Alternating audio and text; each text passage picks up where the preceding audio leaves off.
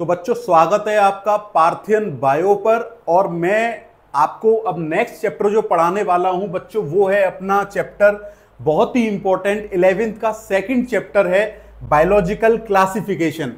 Taxonomy की बातें हम कर चुके हैं पिछली वीडियो में, आप चैनल पर जाकर देख सकते हैं। टेक्सोनॉमी का पूरा 2 घंटे का एक ही वीडियो हमने डाला हुआ है।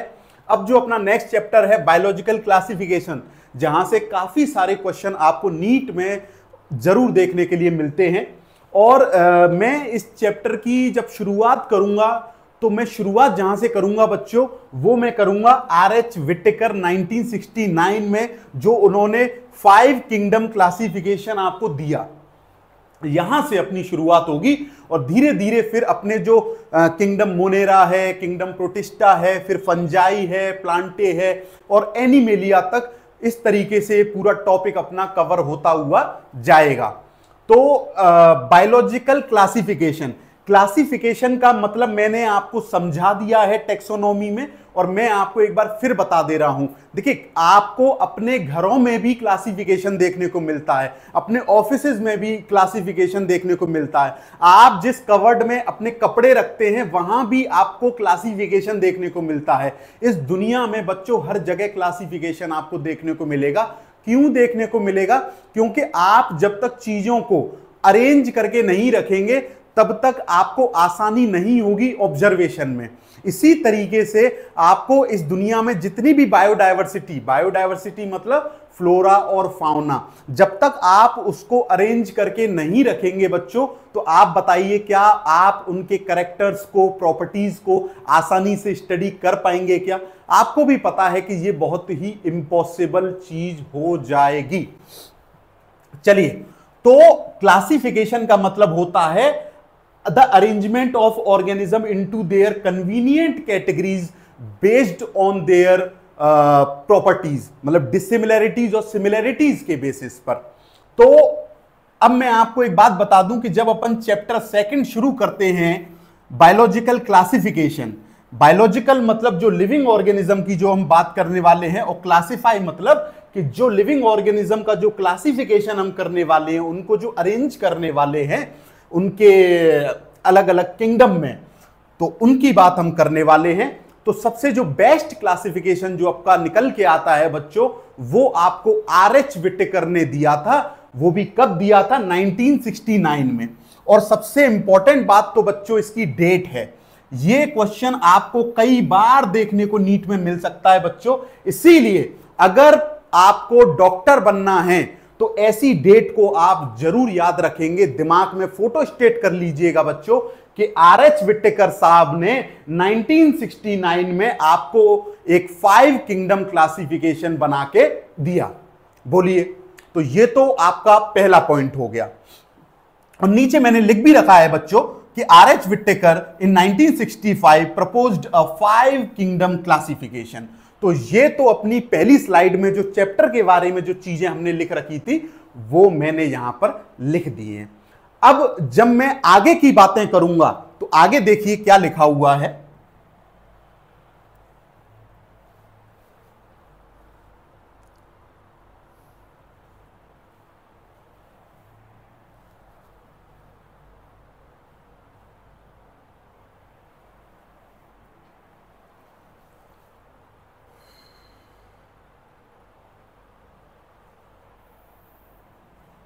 चलिए बच्चों, अब आगे की जो स्लाइड पे लिखा हुआ है कि the kingdoms defined by him were named as. बात किसकी की जा रही है बच्चों? The kingdom defined by him. कौन हिम? किसकी हम बात कर रहे हैं? हम बात कर रहे हैं बच्चों आर.एच. विटेकर। हम बात कर रहे हैं बच्चों आर.एच. विटेकर साहब की, जिन्होंने 1969 में 5 किंगडम क्लासिफिकेशन आपको दिया, उनकी बात कर रहे हैं। तो ये जो हिम लिखा हुआ है बच्चों, या हिम का मतलब है बच्चों आर.एच. विटेकर। ये चीजें आपको याद रखनी पड़ेंगी बच्चों कि आर.एच. विटेकर की बात की जा रही है यहां पे। और आर.एच. विटेकर ने जो मोनेरा, प्रोटिस्टा, फंजाई, प्लांटी और एनिमेलिया, ये जो 5 किंगडम क्लासिफिकेशन आपको दिया, उसकी बात हम आगे इस टॉपिक में करने वाले हैं। अब आपको भी पता है कि अगर मैं बात करूंगा बच्चों मोनेरा की, तो मुनेरा में आपको पता है कौन से ऑर्गेनिज्म आ जाते हैं? वो ऑर्गेनिज्म आ जाते हैं बच्चों जो सारे के सारे प्रोकैरियोट्स होते हैं। प्रोकैरियोट्स मतलब बैक्टीरिया जो होते हैं। अब वो कोई सा भी बैक्टीरिया होगा वो कहां आ जाएगा बच्चा? मुनेरा में आ जाएगा। ऐसे ही प्रोटिस्टा की बात करेंगे तो प्रोटिस्टा में डायटम्स आ जाएंगे, डायनोफ्लैजिलेट्स आ जाएंगे, यूग्लिनोइड्स आ जाएंगे। बोलिए, बात समझ आ रही होगी आपको? प्रोटोजोन्स आ जाएंगे इसमें। अब आगे की बात होगी फंजाई की। फंजाई जैसे एक्टिनोमाइसिटी, एस्कोमाइसिटीज, बेसिडोमाइसिटीज, डिटेरोमाइसिटीज, ये सारी के सारे जो फंजाई है इसके अंदर हम इसको पढ़ने वाले हैं। प्लांटे में आपको भी पता है सारे एल्गी को डाल दिया जाएगा। एंजियोस्पर्म्स आ जाएंगे, जिम्नोस्पर्म्स आ जाएंगे, टेरिडोफाइट्स आ जाएंगे, ब्रोयोफाइट्स आ जाएंगे। तो इनकी बातें आपको यहां सुनने को मिलेंगी। एनिमेलिया पूरा एक बहुत बड़ा किंगडम है बच्चों, और एक बहुत बड़ा चैप्टर है एनिमेलिया किंगडम। उसकी भी बातें अपन आगे वाली वीडियोस में करेंगे, जिसमें हम बहुत सारे फाइलम पढ़ाए जाते हैं। मैं आपको खुद पढ़ाऊंगा आगे वाली वीडियोस में। मैं आपको Porifera, Coelenterata, Ctenophora, Platyhelminthes, Aschelminthes, Annelida, Arthropoda, Mollusca और हेमिकॉर्डेटा भी पढ़ेंगे, है ना। और फिर कॉर्डेट्स भी पढ़ेंगे, वर्टिब्रेट्स वगैरह, सारी चीजें अपन पढ़ने वाले हैं आगे की क्लासेस में। तो मेनली तो आपको यह बात याद रखनी है कि जो पांच किंगडम आपको 5 किंगडम क्लासिफिकेशन द्वारा बताए गए थे आर.एच. विट्टेकर इन 1969 द्वारा, वो 5 किंगडम कौन से थे बच्चों? एक था आपका मुनेरा, प्रोटिस्टा, फंजाई, प्लांटे, एनिमेलिया। तो ये जो पंजा है इसको आपको याद रखना है बच्चों। ये कांग्रेस वाला हाथ का पंजा नहीं है, इसको आप याद रखिए। ये आपका 5 किंगडम क्लासिफिकेशन वाला पंजा है। ये हाथ का पंजा कांग्रेस वाला नहीं है, ये मुनेरा, प्रोटिस्टा, फंजाई, प्लांटी, एनिमेलिया वाला पंजा है। चलिए, तो आपको ये चीजें जरूर याद रखनी है। चलिए, अब मैं आपको आगे की बातें बताने वाला हूं बच्चों। वो आगे की बातें क्या हैं वो आप देखिएगा।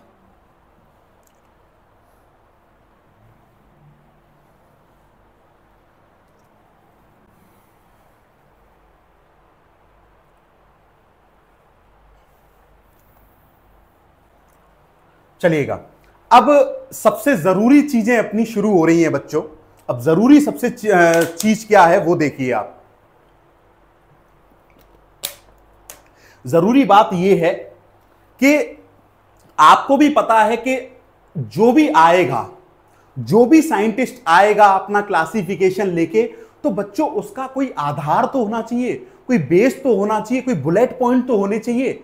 जब वो क्लासिफिकेशन दे देगा तो उससे पब्लिक पूछेगी कि सर आपने ये जो क्लासिफिकेशन हमको बताया है ये कौन से बेसिस पर बनाया है, क्या पॉइंट आपने सोचे हैं जिसके बेसिस पर आपने ऑर्गेनिज्म को क्लासिफाई किया है। ऐसा थोड़ी ही है कि अपने मन से जो भी मन में आएगा वो लिख के दे देगा क्लासिफिकेशन और आप पढ़ते हुए चले जाएंगे। ऐसा नहीं होता है। पहले कुछ पॉइंट बनाए जाते हैं कि मैं इन पॉइंट्स के बेसिस पर आपको क्लासिफिकेशन देने वाला हूं।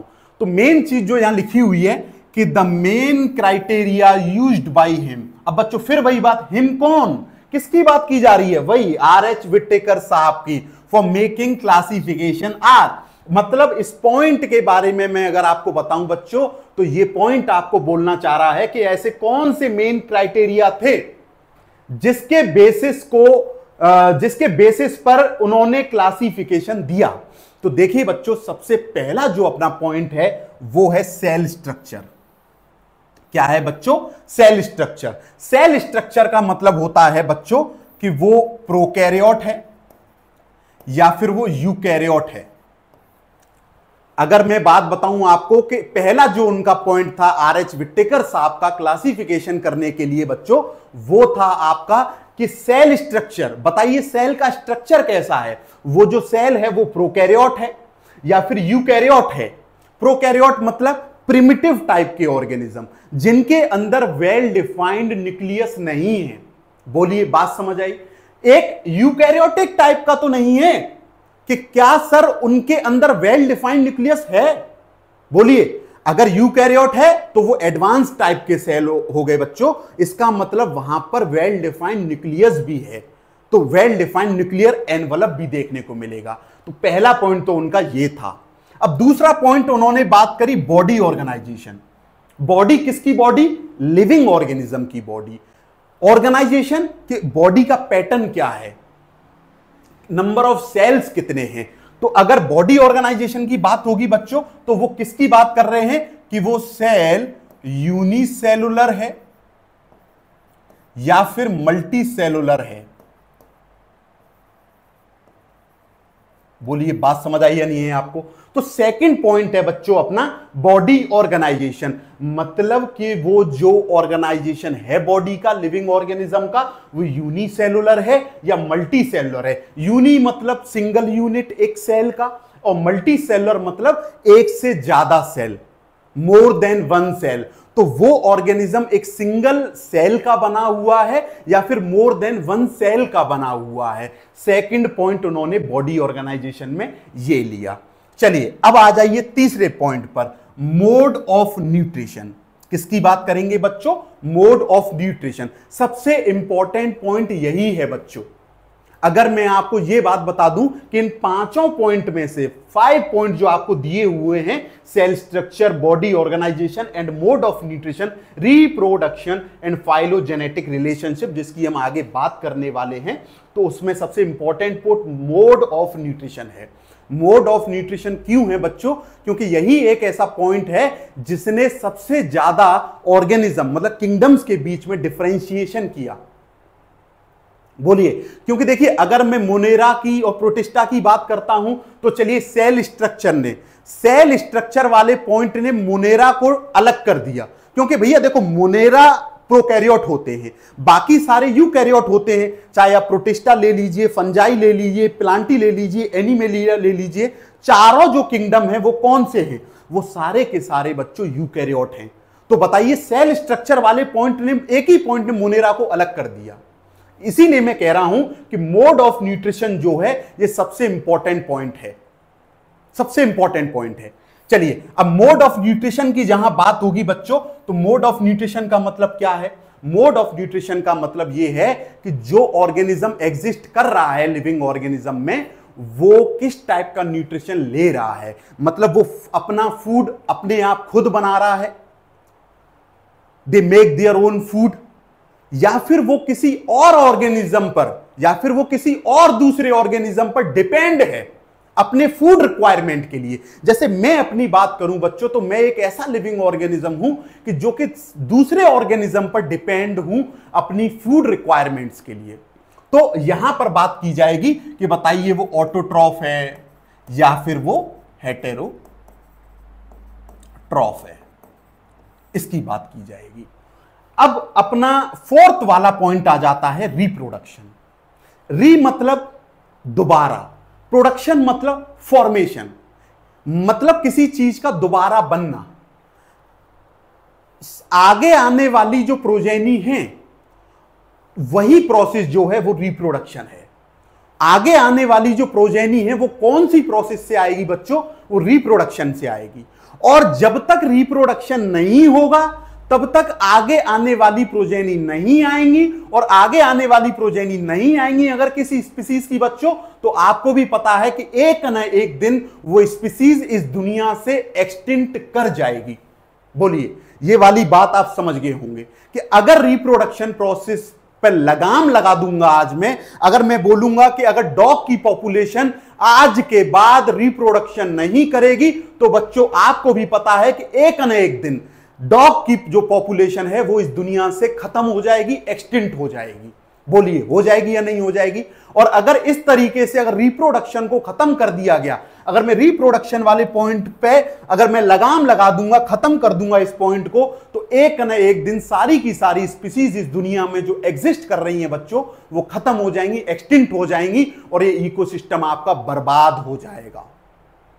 तो रिप्रोडक्शन वाली भी बात है। अब रिप्रोडक्शन में क्या बात है कि बताइए वो जो ऑर्गेनिज्म है वो एसेक्सुअल रिप्रोडक्शन कर रहा है या सेक्सुअल रिप्रोडक्शन कर रहा है, ये वाला पॉइंट भी है। अब आगे अपन बात करने वाले हैं बच्चों फाइलोजेनेटिक रिलेशनशिप की।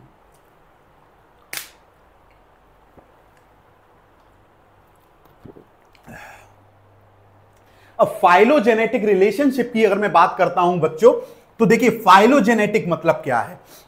फाइलोजेनेटिक का मतलब होता है 7 जन्मों का पुराना रिश्ता। मैं अगर आपको 100 बात की एक बात बोल दूं, 7 जन्मों का, बहुत हजारों साल पुराने अगर कोई रिश्ते नाते अगर 2 ऑर्गेनिज्म में चले हुए आ रहे हैं बच्चों, वो होता है फाइलोजेनेटिक रिलेशनशिप। अगर मैं बोलूं कि अगर 2 ऑर्गेनिज्म का एंसिस्टर एक ही था, 2 ऑर्गेनिज्म के अगर एंसिस्टर पूर्वज एक ही थे, तो उनमें जरूर आपको कुछ ना कुछ सिमिलैरिटी देखने को मिलेंगी यारो, ये सीधी सी बात है।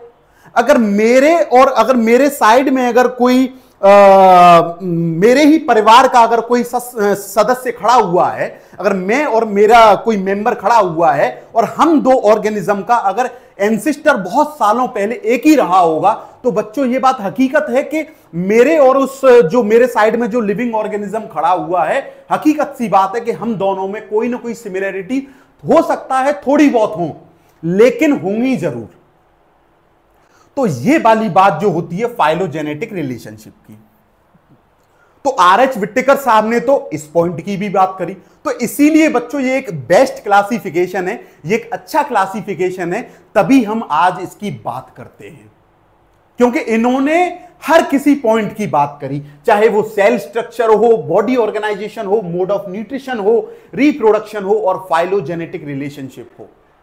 तो ये तो है अपना मेन पॉइंट जो आर.एच. विट्टिकर साहब ने 5 पॉइंट की बात करी। चलिए अब आगे की बात मैं आपसे करता हूं, क्या है देखिए।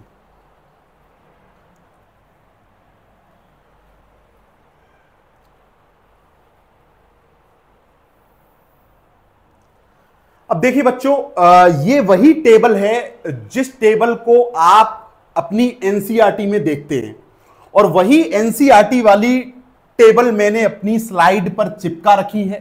क्यों चिपका रखी है? क्योंकि अगर आपने इस टेबल को अगर अच्छे से पढ़ लिया, समझ लिया और देख लिया, तो हो सकता है कि नीट 2025 में जब आप डॉक्टर बनने वाले हैं, तब यहां से कोई एक क्वेश्चन आएगा और आप टिक लगाएंगे और 4 नंबर आप ले जाएंगे। तो इसीलिए मैंने इसको लगाया हुआ है, और यहां से क्वेश्चन अगर आएगा तो आप कर दीजिएगा। और देखिए क्या लिखा हुआ है, कैरेक्टरिस्टिक ऑफ द 5 किंगडम्स, मतलब जो 5 किंगडम आपको किसने बताए हुए हैं? आर.एच. विट्टिकर ने। कौन कौन से?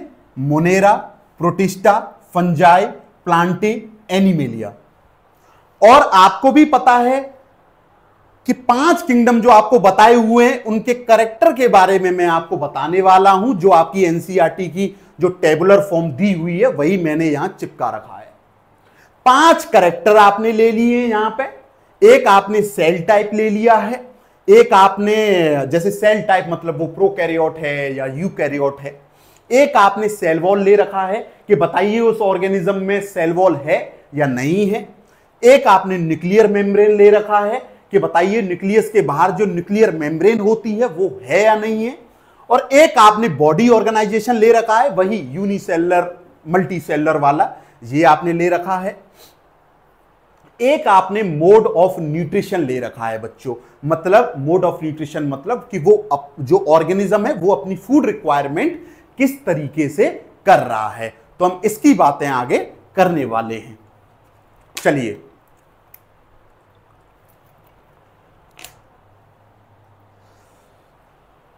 अब देखिएगा, जब मैं आपको पढ़ा रहा था इससे पहले फर्स्ट स्लाइड में, तो मैंने आपको बताया था बच्चों कि मोनेरा ही एक ऐसा किंगडम है जो कि प्रोकैरियोट है। कैसा है बच्चों? प्रोकैरियोट है। प्रोकैरियोट कौन होते हैं? जो कि बिल्कुल प्रिमिटिव टाइप के ऑर्गेनिज्म होते हैं बच्चों। कैसे ऑर्गेनिज्म होते हैं? प्रिमिटिव टाइप के ऑर्गेनिज्म होते हैं। उनके अंदर न्यूक्लियस नहीं होगा, और बताइए अगर न्यूक्लियस नहीं होगा तो क्या उनके अंदर न्यूक्लियर एनवलप, न्यूक्लियर मेम्ब्रेन होगा? नहीं होगा। चलिए, और मोनेरा को छोड़ के बाकी सारे जितने भी किंगडम है, चाहे वो प्रोटिस्टा है, फंजाई है, प्लांटे है, और चाहे वो एनिमेलिया है, सारे के सारे आपको यूकैरियोट देखने के लिए मिलेंगे। यूकैरियोट मतलब कि उनके अंदर वेल डिफाइंड न्यूक्लियस है, और अगर वेल डिफाइंड न्यूक्लियस है तो उनके अंदर बहुत सारे सेल ऑर्गेनल्स भी देखने के लिए मिलेंगे आपको, जबकि आपको प्रोकैरियोट के अंदर वेल डिफाइंड न्यूक्लियस देखने को नहीं मिलेगा, और ना ही आपको उनके अंदर क्या मिलेगा, बहुत सारे सेल ऑर्गेनल मिलेंगे। राइबोसोम मिलेगा जो प्रोटीन फॉर्मेशन करता है, राइबोसोम मिलेगा, लेकिन बाकी सब नहीं मिलेंगे। लेकिन प्रोटिस्टा फंजाई प्लांटी एनिमलिया में, जो कि यूकैरियोटिक ऑर्गेनिज्म है, वहां आपको ये सब देखने को मिलेंगे। चलिए अब आप आ जाइए सेल वॉल पर। किस पे आएंगे बच्चों? सेल वॉल पर।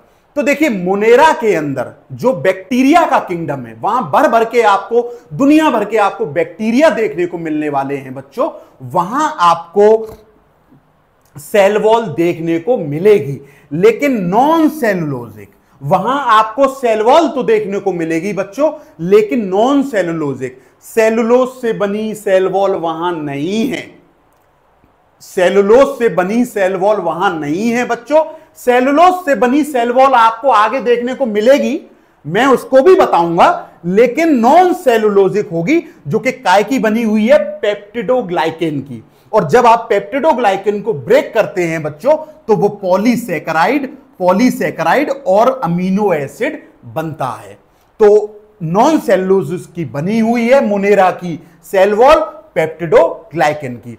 और जब आप प्रोटिस्टा में आते हैं, तो यहां आपको सेल वॉल कुछ में देखने को मिलेगी और कुछ में देखने को नहीं मिलेगी। जैसे स्लाइम मोल्ड वगैरह होते हैं, अपन आगे बात करेंगे जब अपन किंगडम के अंदर घुसेंगे ना, किंगडम मोनेरा, किंगडम प्रोटिस्टा, तो वहां जब हम एक एक ऑर्गेनिज्म को उठा के उनकी बात करेंगे, तब हम एक एक चीज बहुत अच्छी तरीके से पढ़ेंगे।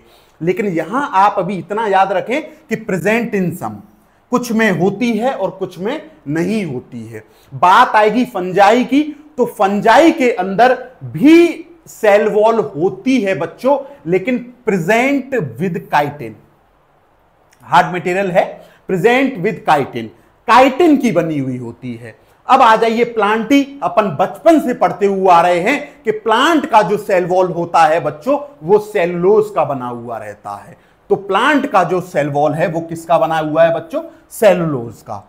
एनिमेलिया, ये भी अपन बचपन से पढ़ते हुए आ रहे हैं कि एनिमल सेल के अंदर आपको किसी भी टाइप की सेल वॉल देखने को नहीं मिलती है। तो ये तो बड़ा सिंपल सा पॉइंट हो गया कि एनिमेलिया किंगडम के अंदर जितने भी ऑर्गेनिज्म होंगे, उनके अंदर आपको कोई भी सेल वॉल देखने को नहीं मिलेगी। इसीलिए आपकी एनसीईआरटी ने यहां लिख रखा है एब्सेंट।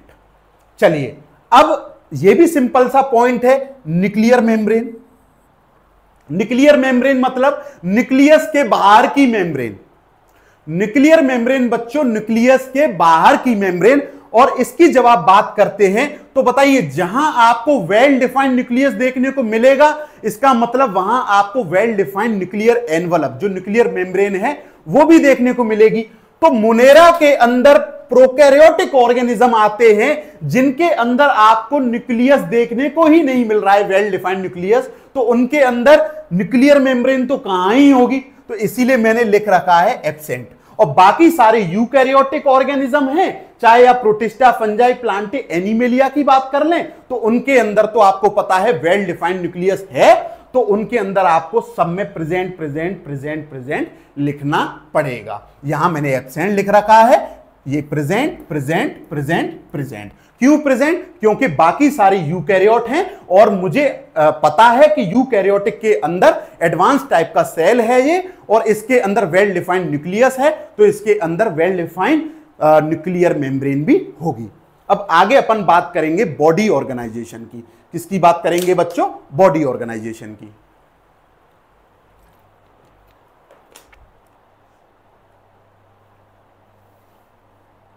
अब देखिएगा बॉडी ऑर्गेनाइजेशन।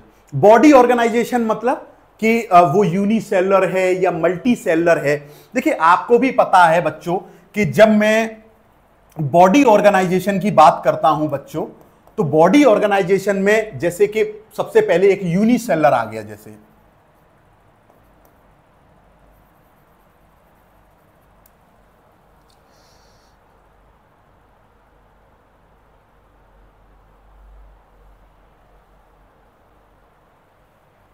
अब यूनिसेलर आ गया, अब मल्टी सेलर भी आएगा। अब जैसे एक सिंगल सेल आ गया तो आगे फिर वो टिश्यू लेवल भी जाएगा, है ना, आगे फिर वो ऑर्गन लेवल भी जाएगा, आगे फिर वो ऑर्गन सिस्टम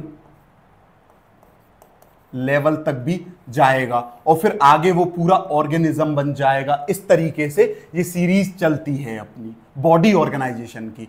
अब मैं आपको एक बात बताऊं, देखिए मोनेरा की बात करेंगे सेलुलर फॉर्म है, आगे आप प्रोटिस्टा की बात करेंगे सेलुलर फॉर्म है, आगे जब आप फंजाई की बात करेंगे, आगे जब आप फंजाई की बात करेंगे बच्चों, तो देखिए अब सेलुलर फॉर्म से वो मल्टी सेलुलर फॉर्म हो गया है, लूज टिश्यू।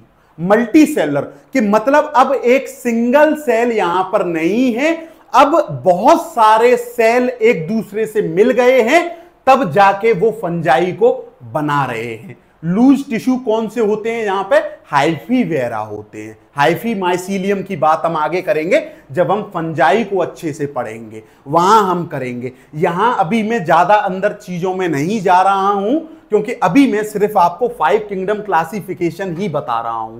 लेकिन जब मैं एक एक मोनेरा को, प्रोटिस्टा को, फंजाई को, प्लांटी को, एनिमेलिया को उठा उठा के यहां पढ़ाऊंगा आपको, तब आप देखना आपको बहुत इंटरेस्ट आने वाला है बच्चों।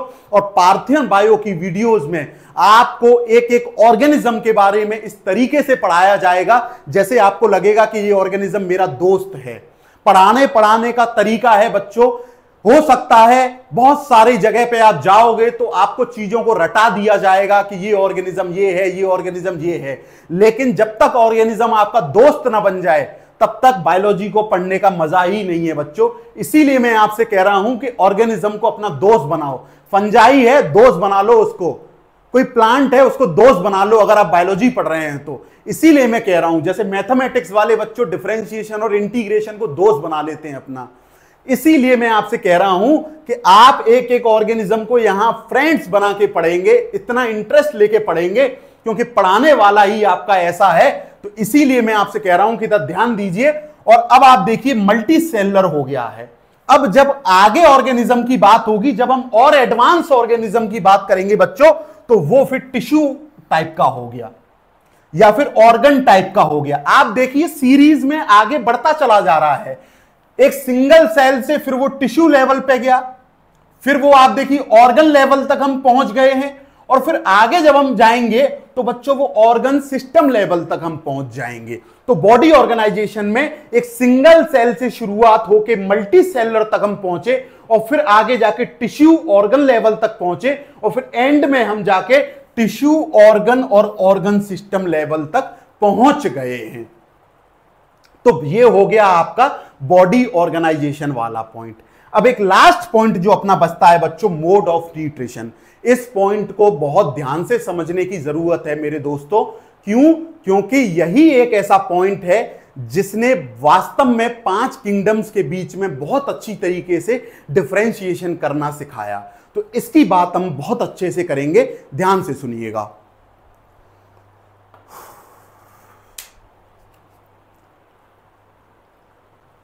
तो बच्चों अपना जो 5 किंगडम क्लासिफिकेशन के 4 पॉइंट मैंने आपको बता ही दिए, cell type, cell wall, nuclear membrane और बॉडी ऑर्गेनाइजेशन।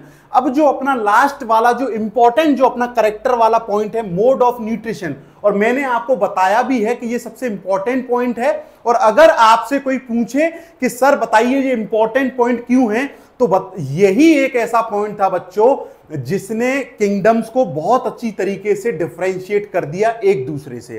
तो देखिए इसमें सबसे पहले तो मैं आपको बता दूं, मोनेरा जो कि प्रोकैरियोट होते हैं, जिसमें कि भर भर के सारे बैक्टीरिया आ जाते हैं बच्चों, तो ये ऑटोट्रॉफ होगा या तो फिर हेटेरोट्रॉफ होगा। ऑटोट्रॉफ मतलब जो अपना फूड खुद बनाते हैं, they make their own food. और हेटेरोट्रॉफ मतलब जो अपना फूड खुद नहीं बनाते हैं, वो डिपेंड होते हैं, they depend on other organism for their food requirement, जैसे कि मैं।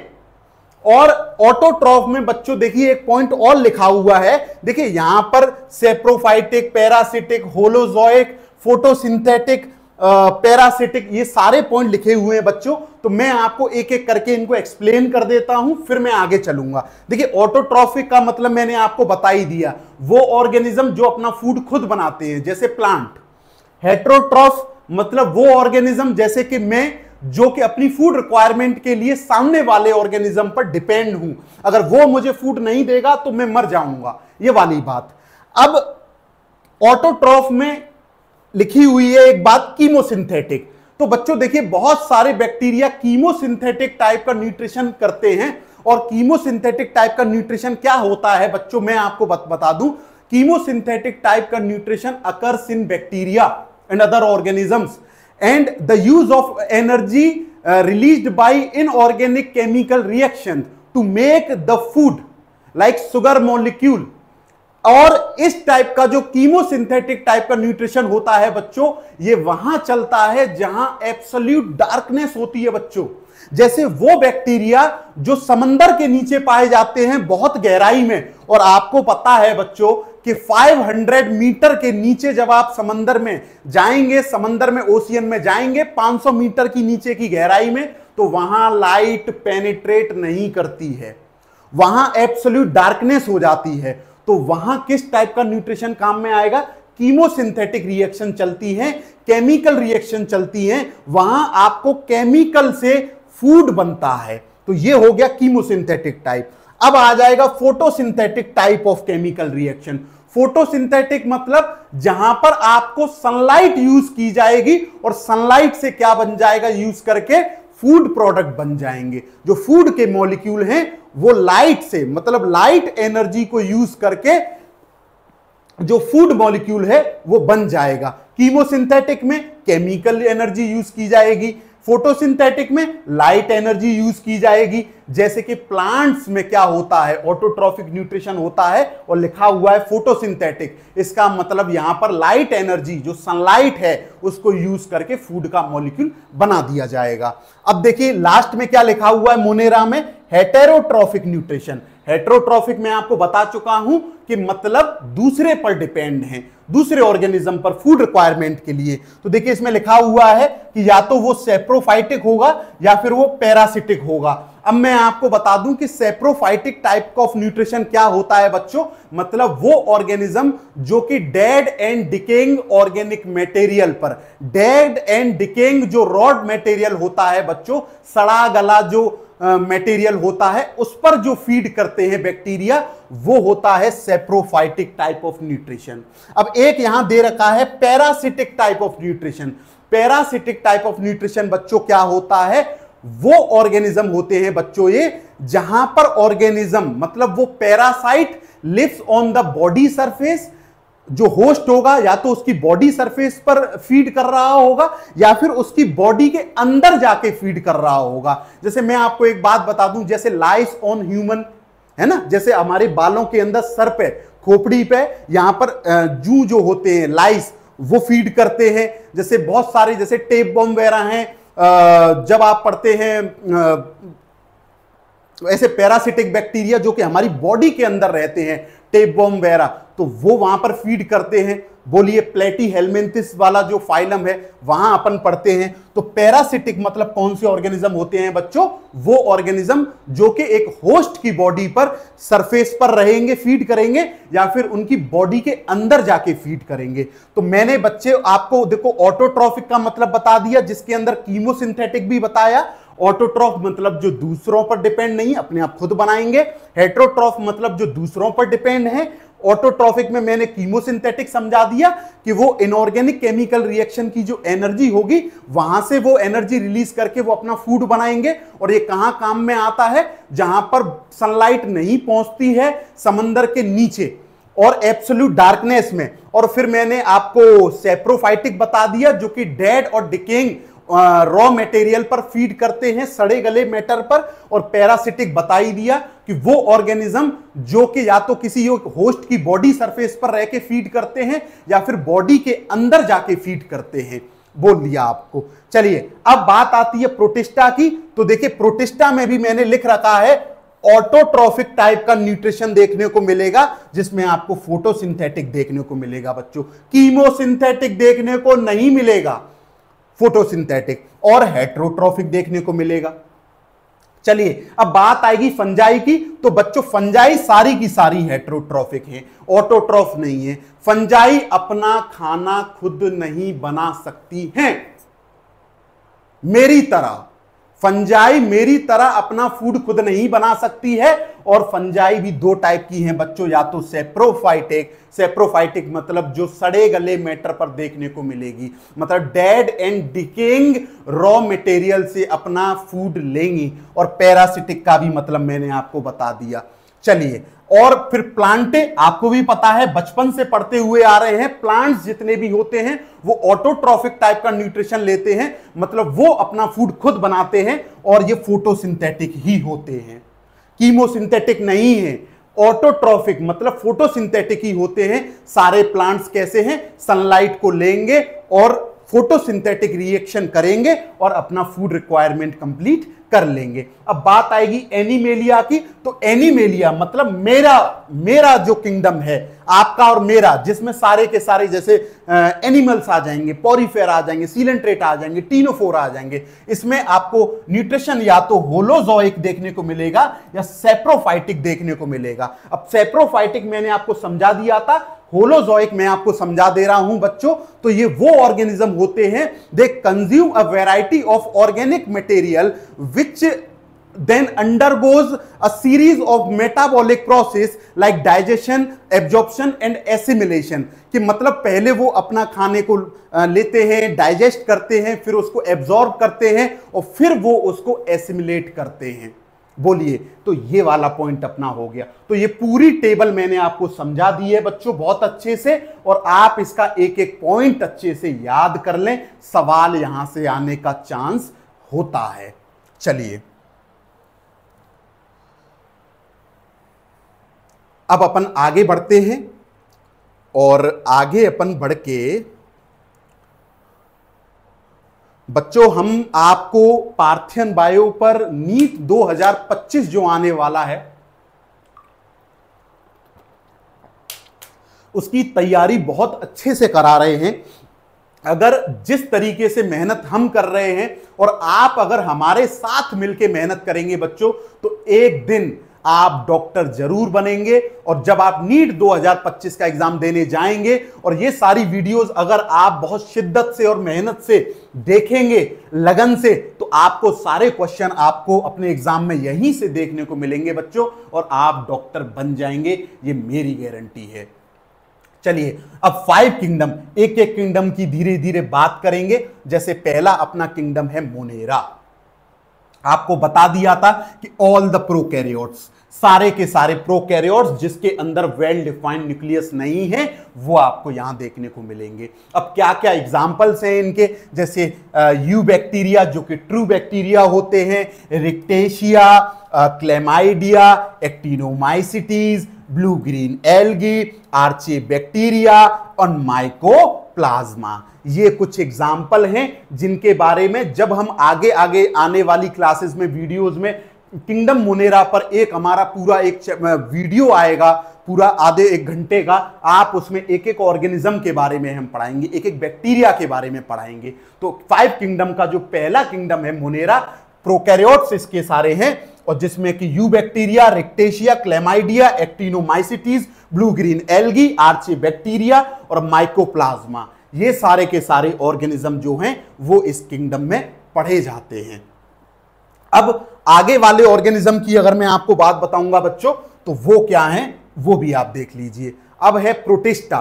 तो देखिए, प्रोटिस्टा में जब आप जाएंगे तो यहां भी आपको यूनिसेलर ऑर्गेनिज्म मिल रहे हैं। यूनिसेलर ऑर्गेनिज्म तो आपको मिल ही रहे हैं बच्चों, और यूनिसेलर के साथ साथ मैं आपको बता दूं बच्चों, ये सारे के सारे यूनिसेलर के साथ साथ यूकैरियोट भी होते हैं, आपको बताया था मैंने पहले। और एग्जाम्पल्स में यूनिसेलर यूकैरियोट्स हैं ये, और एग्जाम्पल्स में जैसे dinoflagellates, diatoms, golden algae, euglenoids, slime moulds, protozoans जितने भी होते हैं, ये सारे के सारे ऑर्गेनिजम्स हम इस प्रोटिस्टा ग्रुप के अंदर पढ़ते हैं, प्रोटिस्टा किंगडम के अंदर पढ़ते हैं। तो ये भी अपना हो गया। हालांकि हम ये जितना भी एक पूरा बड़ा किंगडम है, प्रोटिस्टा, मोनेरा, इन सब की हम आगे आने वाले में टाइम में वीडियोस लाने वाले हैं, आप देखते रहिएगा। और आगे की अगर मैं आपको बात बताऊं, जब बात आ जाएगी फंजाई की, तो इसमें ऑल द ट्रू फंजाई आ जाएंगी, जिसमें 4 ग्रुप आ जाएंगे। एक आपका फाइको आ जाएगा, फाइकोमाइसिटीज आ जाएगा, एस्कोमाइसिटीज आ जाएगा, बेसिडियोमाइसिटीज आ जाएगा, है ना। तो फाइकोमाइसिटीज आ जाएगा, एस्कोमाइसिटीज आ जाएगा, बेसिडियोमाइसिटीज आ जाएगा और ड्यूटेरोमाइसिटीज आ जाएगा। चारों की बात हम बहुत अच्छी तरीके से आगे करने वाले हैं। और फिर अपना प्लांटे किंगडम आ जाएगा, और प्लांटे किंगडम में क्या है बच्चों, all the multicellular eukaryotic plants आ जाएंगे। इसमें क्या आ जाएंगे बच्चों, all the multicellular eukaryotic plants आ जाएंगे, जिसके अंदर अपन एल्गी, ब्रोयो, टेरिडो, जिम्नोस्पर्म और एंजियोस्पर्म पढ़ेंगे बच्चों। और फिर आ जाएगा अपना एनिमेलिया। क्या आ जाएगा बच्चों, एनिमेलिया आ जाएगा। और एनिमेलिया के अंदर सारे के सारे मल्टी सेलुलर और यूकैरियोटिक ऑर्गेनिज्म आ जाएंगे। मल्टी सेलुलर मतलब यहां पर एक सेल के नहीं बने हुए हैं, वो बहुत सारे सेल्स के बने हुए हैं, और वो प्रोकैरियोट नहीं है, यूकैरियोटिक हैं। एडवांस टाइप का सेल है, उनके अंदर वेल डिफाइंड न्यूक्लियस भी है, उनके अंदर बहुत सारे सेल ऑर्गेनल्स भी हैं, सारी चीजें हैं। और एक और बात जो अपना लास्ट 2 पॉइंट है बच्चों इस 5 किंगडम क्लासिफिकेशन के, वो ये है कि आर.एच. विट्टेकर साहब ने इन 5 kingdom classification virus, viroids, prions and lichens are not mentioned. इन्होंने वायरस को, वायरॉइड को, प्रायोन्स को, लाइकेंस को कोई जगह नहीं दी किसी किंगडम में। तो ये एक इनका डीमेरिट पॉइंट है, जिसकी बात मैं आपको बताऊंगा आगे। और according to 5 kingdom classification, Chlamydomonas और Chlorella are placed in kingdom Protista. तो ये वाला भी पॉइंट है, जिसकी बात हम आगे आने वाले वीडियोस में करने वाले हैं। तो और ये भी बात आप समझ लीजिएगा कि वायरस, वायरॉइड और प्रायोन्स, लाइकेंस क्या होते हैं। लाइकेंस क्या है बच्चों, तो लाइकेंस तो एक सिम्बायोटिक रिलेशनशिप है एल्गी और फंजाई का। तो ये वाली बात भी हम करने वाले हैं। अब जैसे मैं आपको बता दूं वायरॉइड्स क्या होते हैं, तो वायरॉइड्स के अंदर क्या है, एक सिंगल वायरॉइड स्मॉल होते हैं, ये नेक्ड होते हैं, सिंगल स्ट्रैंडेड आरएनए है इनके पास, बोलिए। और ये इन्फेक्शन करते हैं तो प्लांट्स के अंदर ही कर पाते हैं सिर्फ। और अगर वायरस की बात की जाएगी तो वायरस तो चाहे प्लांट हो चाहे एनिमल हो, सबके अंदर ये क्या कर पाते हैं, इन्फेक्शन कर पाते हैं, बोलिए। और अगर आप बात करेंगे प्रायोन्स की, तो प्रायोन्स क्या है, ये प्रोटीनेशियस इन्फेक्शियस पार्टिकल्स हैं, है ना। तो इनकी भी बात हो गई। और ये जो प्रायोन्स होते हैं बच्चों, ये एक्सट्रीमली रेजिस्टेंट होते हैं हीट के लिए, रेडिएशंस के लिए, केमिकल्स के लिए, बोलिए। तो ये वाली बात है। और अगर वायरस, वायरॉइड और प्रायोन्स की बात बता दूं मैं बच्चों, तो इनके अंदर कंटेन सेल, इनके अंदर कोई भी सेल नहीं है, do not contain cell and do not have energy metabolism system. इनके अंदर कोई भी एनर्जी मेटाबॉलिज्म सिस्टम नहीं होता है, कोई इनके अंदर सेल ऑर्गेनल नहीं होता है। तो हालांकि हम जो है आगे आने वाली वीडियोस में इनकी बात करेंगे सब चीजों की। तो यहां अपना 5 किंगडम क्लासिफिकेशन पूरा होता है बच्चों। और अब आगे आने वाली जो वीडियोस होंगी बच्चों, उनमें हम किंगडम मोनेरा को उठाएंगे, उसकी बात करेंगे, किंगडम प्रोटिस्टा की बात करेंगे, फिर फंजाई की, प्लांटी की और एनिमेलिया की। और फिर ये अपना जो पूरा प्लांट डाइवर्सिटी वाली जो यूनिट है उसको हम पूरा कर देंगे। थैंक यू बच्चों, ये अपना आज का लेक्चर पूरा होता है। और बच्चों इस वीडियो के जो डिस्क्रिप्शन में जो लिंक दिया हुआ है टेलीग्राम का, तो टेलीग्राम पे भी हमारा चैनल है पार्थियन बायो का, वहां जाके आप विजिट करके पार्थियन बायो के टेलीग्राम लिंक पर जाके आप सारा पीडीएफ डाउनलोड कर सकते हैं, देख सकते हैं, पढ़ सकते हैं, और आप वीडियोस भी देखें। और अगर आपको किसी भी टॉपिक से रिलेटेड कोई भी डाउट आता है, या जो मैं पढ़ा रहा हूं यहां कोई भी आपको डाउट आता है, तो आप डायरेक्ट हमको आप यूट्यूब पर कमेंट कीजिए, मैं आपको वहां रिप्लाई करूंगा और आपको इसी तरीके से अच्छे अच्छे वीडियोस लाके दूंगा। और आप टेलीग्राम पर जाके आप सारा स्टडी मटेरियल, जो भी हम यहाँ पीडीएफ लगाते हैं, स्लाइड्स लगाते हैं, जो भी हमारा स्टडी मटेरियल है, आप वहां जाके डाउनलोड कर सकते हैं, देख सकते हैं। Thank you.